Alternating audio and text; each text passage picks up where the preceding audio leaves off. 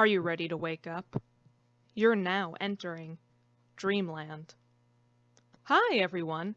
Welcome to Now Entering Dreamland, a podcast about dreams, sleep, and everything in between. Welcome back to those of you who have been to Dreamland before. We're happy to have you back, and welcome to those of you joining us in Dreamland for the first time.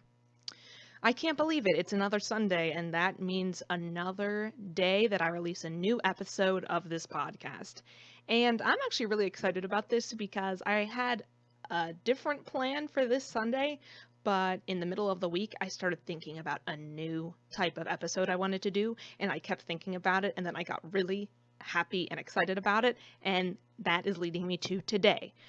The topic for this episode is going to be how dreams and nightmares are depicted in movies. So some of you might be thinking, or I should say, some of you who have listened to this podcast before might be thinking, oh, Stacy, you've already done episodes about this. And that's true. I have interviewed some people and we have talked about our favorite dreams and how we can see some similarities between dreams and nightmares that we've had and movie depictions of dreams and nightmares, but I've never had a full episode specifically about how dreams and nightmares, and also just sleep, is portrayed in cinema. For those of you who do not know me, which I would imagine could be a chunk of this podcast listener base, you might not know that I am a huge film buff. I love movies. I watch movies as often as I can. One of the biggest blows, actually, to my enjoyment this past year, along with everything, was the fact that around me, at least, all of the movie theaters are closed, and going to the movies, even going to the movies alone, that's just something that I always like to do. It was kind of what I always thought of as my happy place. So that was just one additional thing that happened this year. That was just so terrible. I always spent Christmas going to the movies too, so I couldn't do that, and I would just always in the winter I would have a marathon run where I would just go to movie after movie. I would see about 3 to 4 movies in a day. Anyway, I'm rambling at this point, but we are going to focus this podcast episode about the depiction of dreams and nightmares in cinema. And there's a lot to discuss with this. I want to say this right up front. I've thought about doing it, but I am not going to talk about Inception, and here's why. Inception might be the number one movie that people think of when they think about dreams. They think about Inception. And I understand it. It's a great movie. I love Inception. I remember watching it in theaters. I actually saw that with my dad when it came out, and we both really liked it. And I was about 17 at the time, and it was rare for both of us to find a movie that we both liked a lot. It was either we went to movies together and my dad would like the movie and I wouldn't like it, or vice versa, but this was one of the few movies that I remember at that age range of my life that we both thoroughly enjoyed it, and we both found it very original, which I think anyone who sees Inception for the first time, they can agree with. It was so original. But I think that's why I don't want to talk about it. It's so good, but it's so well talked about, and it's so often seen, and it's so often cited as the ultimate movie about dreams and nightmares and lucid dreaming that I just don't want to talk about it because I almost feel like it's been talked about to the point where I don't have anything new or original to say besides how wonderful it is. So I'm not going to be talking about Inception, but I did want to just put a little note about it because I feel like if I didn't mention it at all, someone who listens to this podcast episode would say, okay, well, this person clearly doesn't know what they're talking about. I do know Inception. I like Inception. I think it's great. If you haven't seen it, check it out, especially if you're interested in dreams. I'm going to talk about 3 movies, even though there's quite a bit. There's so many movies I could talk about, but I'm going to talk about 3 of my favorites. So the very first one is one that I think a lot of people also will think of, but it might not be the first thing on their mind, and that is A Nightmare on Elm Street, the original A Nightmare on Elm Street, which some of you, if you are not a horror movie fan, you may just know this as the Freddy Krueger movie. So A Nightmare on Elm Street's 1984 slasher film. and it was written and directed by Wes Craven. And as I said, I'm a film buff, but I love horror movies, and I think one of the reasons I love horror movies so much is because when I was younger, when I was a child, I wasn't allowed to watch them, so I think I just developed this mystery and intrigue about them. I remember it was a huge rite of passage for me when I was 12 that I was able to watch. Oh my gosh, I think 12 was just the hour and the age where I was just able to watch all these horror movies that I had been just saving. Like The Exorcist, for example, was one that for whatever reason 12 was the age where I was allowed to see it. Rosemary's Baby, also when I was 12, I was finally allowed to see that. Just so many classic horror movies that I was finally able to see, and that includes A Nightmare on Elm Street.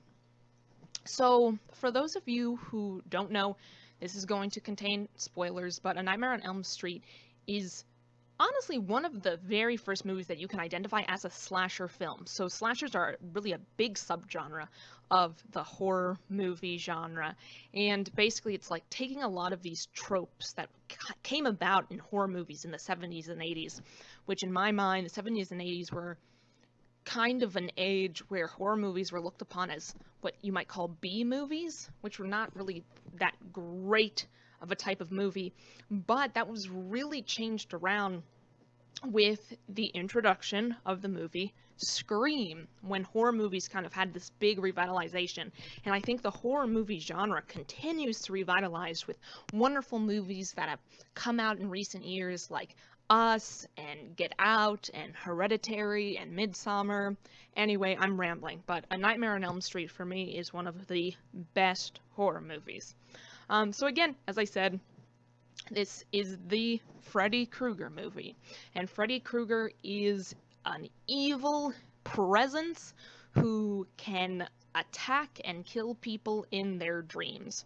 So I think that that's such an interesting concept, like to take something that, things that happen to us in our nightmares, like the episode that I had last week where I talked about falling in dreams, or when I talk about the feeling of being chased, it can feel so real.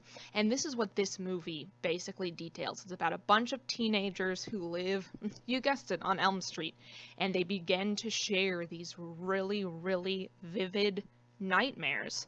And the main character, not only in the first movie, but also in a lot of the subsequent movies, is the heroine named Nancy Thompson. And basically her and her friends and her boyfriend, they're all plagued by these very, very vivid, lucid nightmares featuring this man with knives as fingers, which we begin to know as Freddy Krueger.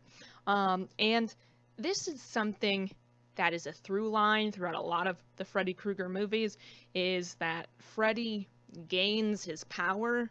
This is a very simplified way to say it, but he gains his power from being able to attack and kill people in their dreams. So, some of the Nightmare on Elm Street movies, which of course at this point this is a whole movie franchise based on this character Freddy Krueger, but it's about how sometimes he loses his power to be able to infiltrate dreams, and you see that in the movie Freddy vs. Jason, which also features another famous horror movie, slasher movie I should say, villain, Jason Voorhees. So he teams up with Jason, and he kind of tricks Jason because Freddy can no longer enter people's dreams because people have forgotten about him, kind of through collective, I don't want to say brainwashing, but just people don't even speak his name anymore because they want to keep children on Elm Street safe. It's a very interesting concept. My favorite, besides the first one, I think the first Nightmare on Elm Street, the very first one from 1984, is honestly the best one. If you're to watch any movie from this franchise, I recommend this one. If you're interested in nightmares at all, this movie is scary, but I really do think you would like it. I think that the way that they depict how real things seem in your dreams and nightmares to you as the dreamer, it just pays off so well in this movie. And ultimately, I had a dream earlier this week where I thought something bit my leg in my dream, like a snake, and I woke up actually, and I had a cut on my leg. So I don't know how that happened. But I really do think that there's an unsettling amount of things that we take from our reality and we put them into our dreams, that this movie just pays off in such a big way. But if you're to watch any other movie in this franchise besides the first one, I really recommend the one called A Nightmare. And as of 2 months ago, it was on HBO Max. I don't know if it's still on there anymore, but it really plays with kind of like the movie almost, but it doesn't quite, but it almost breaks the fourth wall. And it basically is about the whole process, how they're writing a new Freddy Krueger movie, but weird things begin to happen on the movie set, and the actresses and actors all begin to have weird dreams where they're haunted by Freddy and they don't know what's going on. So it's really well done, and I got a lot of enjoyment out of that one. So I recommend it. A Nightmare on Elm Street. Everyone, watch it. Just watch it. That's all I can say. All right, moving on to movie number 2. This is another horror movie. Again, spoilers are going to happen with this review and plug, but it is the movie Ghost Stories from 2017. So, this movie is not a slasher. I don't want to say it's the antithesis of a slasher, but I am also going to say that because this horror movie is very atmospheric. I remember when this movie was coming out, it was released by IFC Midnight, I believe, if I'm not mistaken, and I kept seeing oh, I'm wrong, it's distributed by Lionsgate Films. But I think IFC Midnight's involved with this in some way. I need to do some more digging into it, I suppose, but this trailer for this movie kept following me around, which I think really goes to show you that Google knows their algorithm, because they knew who would like the trailer for this movie, and I was one of those people.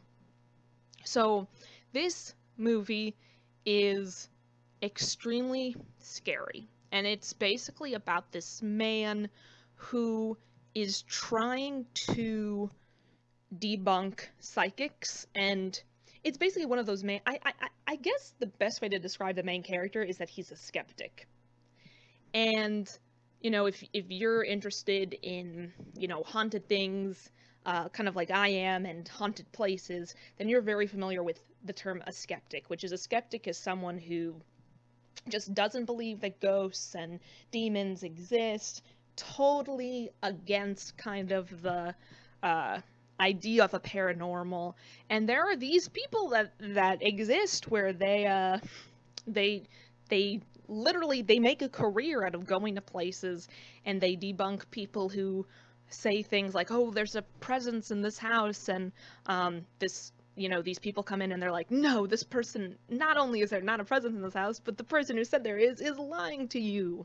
So the main character of this movie is one of those people, a skeptic, and he kind of became a skeptic.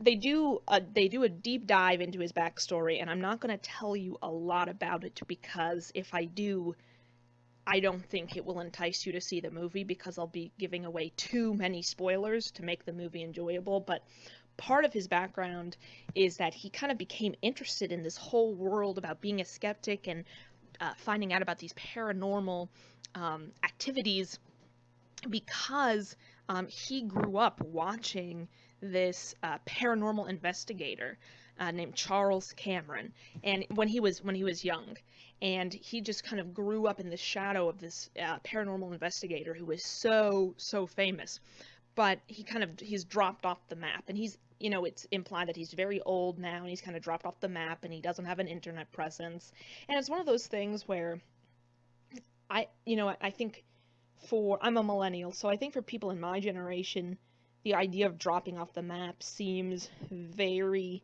scary, and also just it's nonsensical almost.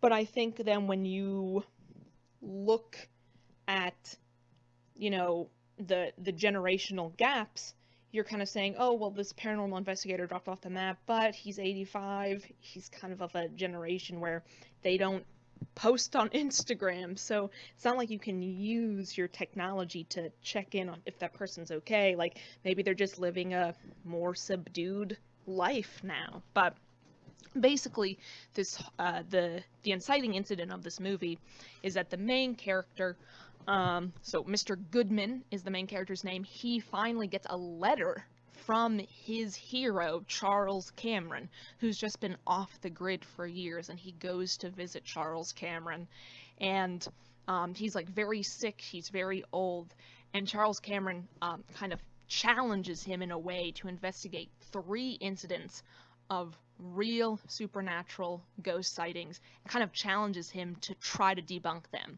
But basically, he also says, he's like, it's not possible to debunk these. These are the real deal. So he goes through these challenges to debunk these really, really creepy experiences. I'm not going to tell you what the experiences are because there's something else. This movie is extremely well done. I will say if this subject matter scares you or creeps you out, the second story that he tries to investigate is one where this young man claims that he accidentally hit something in the night, and he claims that it was the devil. So there's some really interesting subject matter in this movie, and it's very creepy. And dreams and kind of the whole idea of what is reality, what is real, what are we experiencing, it's really at the forefront of this movie, and it pays off in a really big way. So if you're interested in dreams and just the question of what is reality, I would recommend this movie. I would say if you're a fan of the movie Inception and you like creepy things, this movie is almost like if the tension in the original Exorcist and items of Inception were melded together. That's the best way that I can explain this movie. So if you like both of those movies, I think you would like this movie. It's really, really good. Again, this is Ghost Stories, the 2017 movie. And I keep emphasizing 2017 because actually there's a new show on Netflix called Ghost Stories, so that is not what I'm recommending, even though I've never seen that. I'm sure it might be good. I'm not saying that I'm not recommending it. I'm saying that is not about, as far as I know, I don't think it's about dreams. I'm recommending the movie Ghost Stories from 2017. And now we are heading into the third and final movie I am recommending, and honestly, this one is a personal favorite. And I can't believe I'm saying this, but it is over 20 years old now, and it is Eyes Wide Shut. So, a little backstory about me. I really got into films and filmmaking and cinema when I was, I would say, a young teenager. Probably when I was around 12 to 13 is when I got really into it. And when I was around 14, 15, I got really into the movies by Stanley Kubrick. So I grew up just idolizing Stanley Kubrick, and for, at this point, half my life, I guess, I've just been so enamored with Stanley Kubrick and his films, and I'm just such a big fan. And it started with me watching The Shining. My favorite Stanley Kubrick movie is Dr. Strangelove, but the last movie that Stanley Kubrick directed prior to his death is Eyes Wide Shut. So this is just a movie that, after I saw kind of his big staples, which I think a lot of people know Stanley Kubrick for The Shining, and I was also a really big Stephen King fan when I was a teenager too, and I still am a really big Stephen King fan. So I had read the book, The Shining, and then I had seen the movie, and if you're a Stephen King fan, or if you've just read The Shining, you know that the book and the movie are different, but my love for Stanley Kubrick still remained strong. I saw Spartacus in history class, which, tonally isn't a Stanley Kubrick movie, but I still liked. I saw Dr. Strangelove, and Dr. Strangelove is my favorite movie.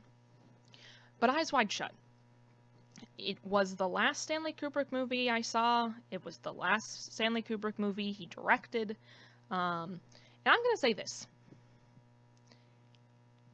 It makes me sad sometimes that this is the movie that Stanley Kubrick ended his career with, because so many of Stanley Kubrick's other movies are higher on my list of movies that he directed than Eyes Wide Shut.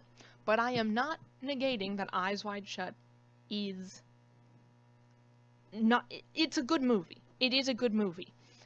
It's out there. But the older I've gotten, the more I've appreciated how out there it is. It's very different from any of his other movies. And with that, I am going to explain it. So, Eyes Wide Shut is actually based on a novella called Tron Novelle, which translates into dream story. And so, right away, you should know. Yeah.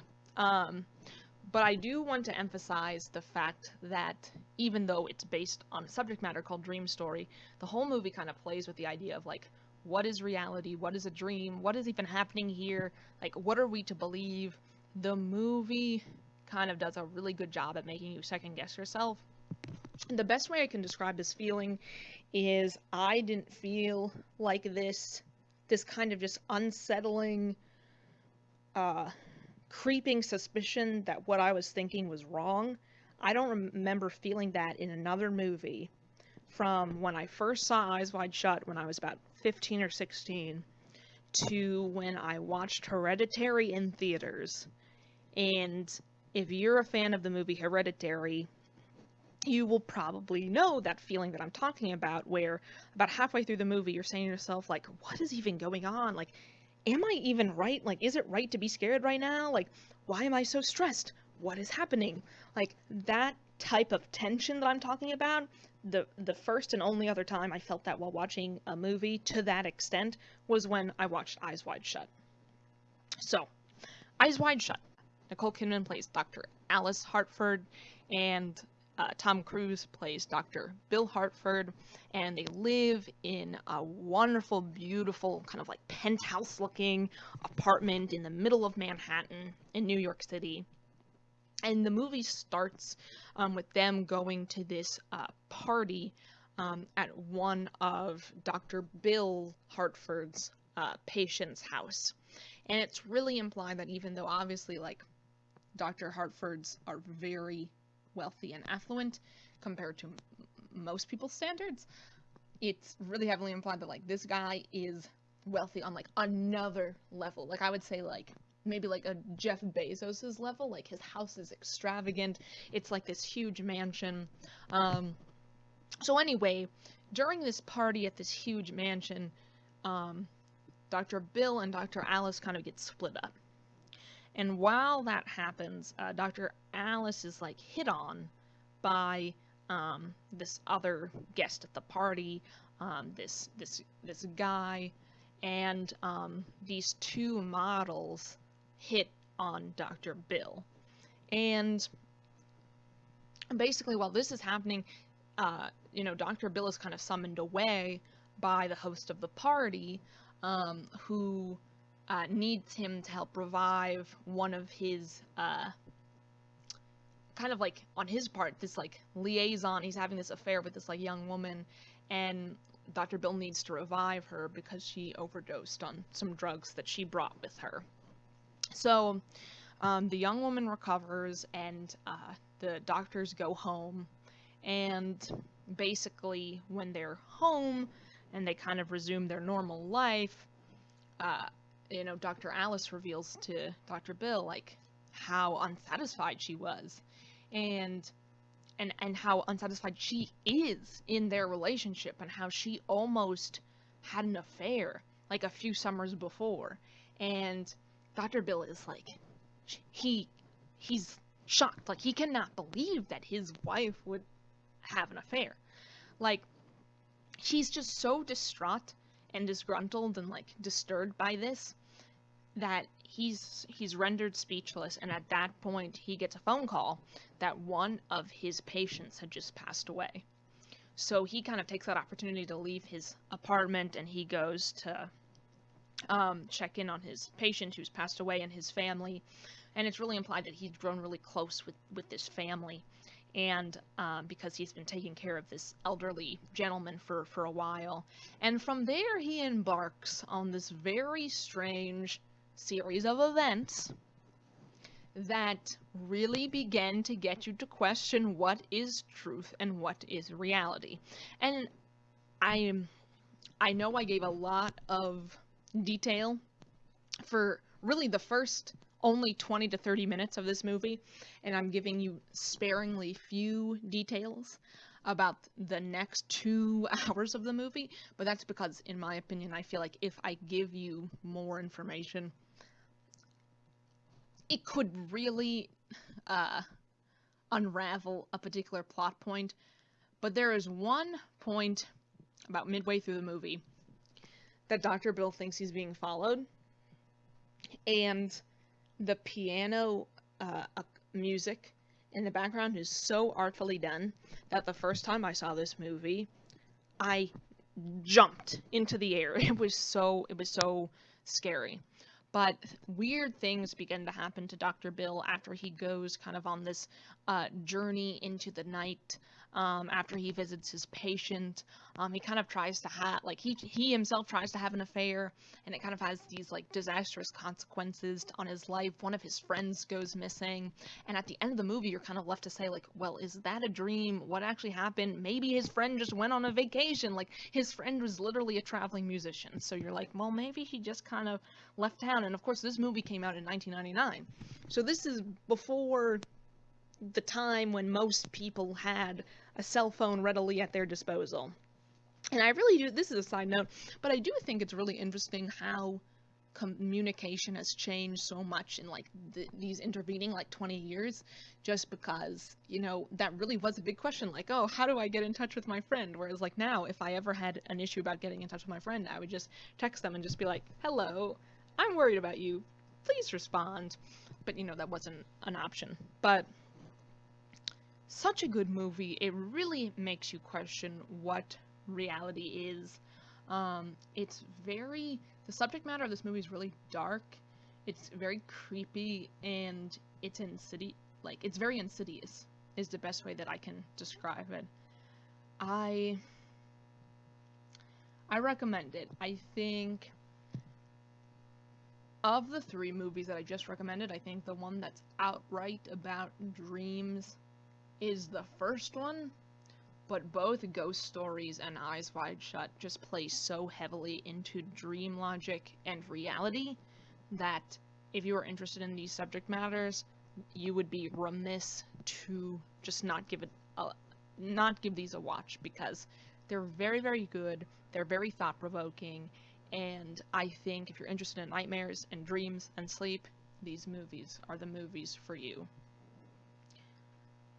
So that is what I've gotten today for everyone, but what I would love for you to do in the comments is to leave a comment about a dream movie that I should watch. I was talking to some people prior to this episode, and a lot of people recommended Sinister 2 to me, which I actually watched a few years ago in theaters, and I thought it was interesting. It is definitely about dreams, and it is about sleepwalking, which is something that I experience. But if you have other recommendations for me, please let me know in the comments. I would love to listen and watch a new dream movie. If you like this podcast, if you enjoy what you're listening to, I can only recommend that you subscribe. Subscribing to Now Entering Dreamland allows you to get the latest episodes right in your email, which will just save you a lot of time and will let you know whenever the latest episode is posted. We post new episodes every Sunday, so we're going to be back in 1 week with a brand new episode, and I have a few ideas for the next episode, so I think you're really going to like it. You're now leaving Dreamland, but we'll see you next time.